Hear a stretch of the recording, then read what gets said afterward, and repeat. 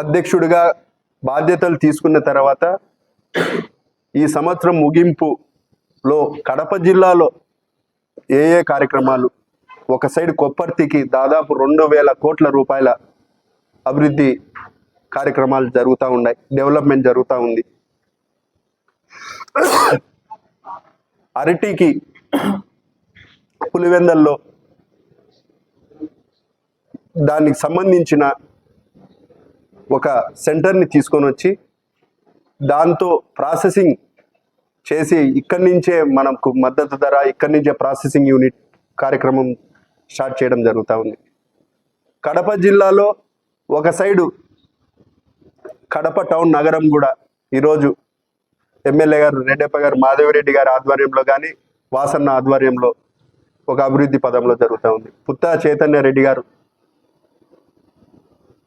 ఏ విధంగా ఒక యువ నాయకుడు పూర్తిగా కమలాపురంలో ఏ విధంగా పెట్టుబడులు తీసుకొని రావాలా, ఏ విధంగా లోకేష్ బాబుతో మాట్లాడాలా, చంద్రబాబు నాయుడు గారితో మాట్లాడాలా, ప్రతి కార్యక్రమాన్ని ఆయన మానిటరింగ్ చేస్తున్నాడు. పెద్ద ఆయన వరదరాల్ రెడ్డి గారు ప్రొద్దుటూరుని పూర్తిగా డెవలప్మెంట్ విషయంలో పరుగులెత్తిస్తూ అసంఘటిత కార్యక్రమాలు జరక్కోకుండా ఉక్కుపాదం మోపేదాంతో పెద్ద ఆయన వరదరాల్ రెడ్డి గారు.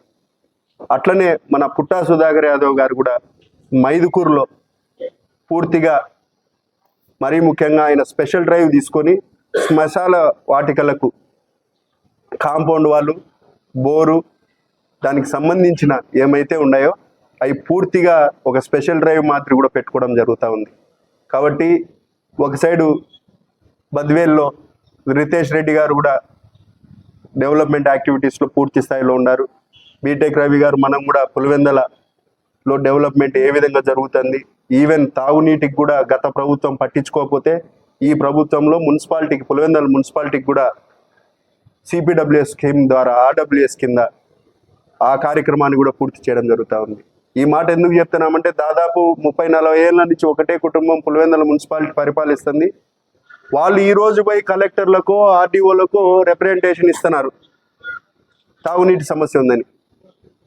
అంటే ఈ 40 ఏళ్లలో వాళ్ళు చేయలేని పనిని వాళ్ళే అధికారంలో ఉన్నారు, ముఖ్యమంత్రులుగా ఉన్నారు, ఎంపీ ఎమ్మెల్యేలుగా ఉన్నారు.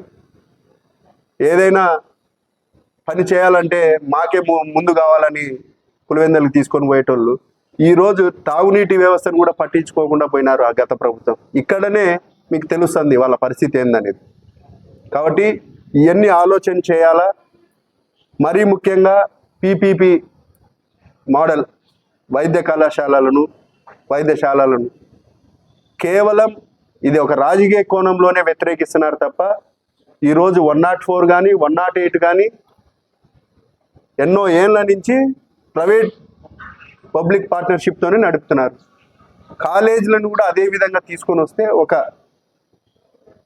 అజమాయిషి ఉంటుంది, పూర్తిగా గవర్నమెంట్ కంట్రోల్లో పనిచేస్తారు. ఈ విధంగా అంటే దాన్ని రాంగ్ రూట్లోకి తీసుకొని పోయి ప్రైవేటైజేషన్ చేసేస్తున్నారు. ఇక్కడ విద్యార్థులకు కూడా ఒకసారి ఆలోచన చేయాలా. మనకు మెడికల్ సీట్లు కూడా పెరుగుతాయి తొందరగా పూర్తయితే. మన రాష్ట్రానికి ఎంబీబీఎస్ సీట్లు కానీ పీజీ సీట్లు కానీ పెరిగి ఒక స్టూడెంట్స్కి అందరికీ మంచి జరుగుతుందని కూడా ఈ సందర్భంగా తెలియజేస్తున్నాను.